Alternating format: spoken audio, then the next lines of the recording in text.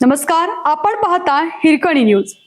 Hirkani news प्रत्येक क्षण ताज्या घडामोडी आणि महत्त्वाच्या प्रत्येक बातमीसाठी नेहमी तत्पर. गरीब मुलींच्या शिक्षणासाठीचे वसतिगृह व्यावसायिक अभ्यासक्रमांच्या ताब्यात.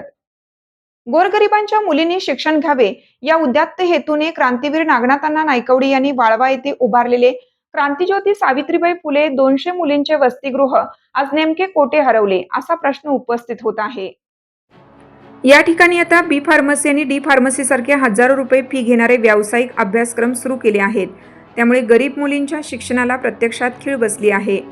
महात्मा फुले यांच्या अपूर्ण राहिलेल्या 200 मुलींच्या वसतिगृहाच्या संकल्पनेवरून प्रेरणा घेत अण्णांनी हा उपक्रम उभारण्याचा निर्धार केला होता.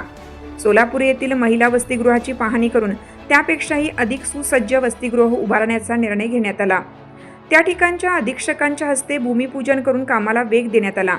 शेतकऱ्यांनी ऊसाच्या उत्पन्नातून योगदान देत हे स्वप्न साकारले होते. 3 मजली भव्य इमारत, 200 मुलींसाठी मोफत निवास व भोजनाची सुविधा होती. शिकण्याची जिद्द हीच फी या तत्वावर राज्यभरातून मुली येथे येऊन शिक्षण घेत होत्या. या वसतिगृहाचे उद्घाटन त्यावेळच्या खासदार पुलंदेवी यांच्या हस्ते झालं होतं आणि देशभर या उपक्रमाची चर्चा झाली होती. मात्र अण्णांच्या नंतर परिस्थितीत मोठा बदल झाला.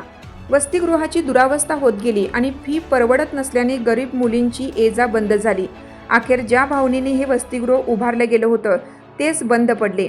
त्याच इमारतीत आता बी फार्मसी आणि डी फार्मसी अभ्यासक्रम सुरू असून त्यासाठी मोठ्या प्रमाणात शुल्क आकारले जात आहे.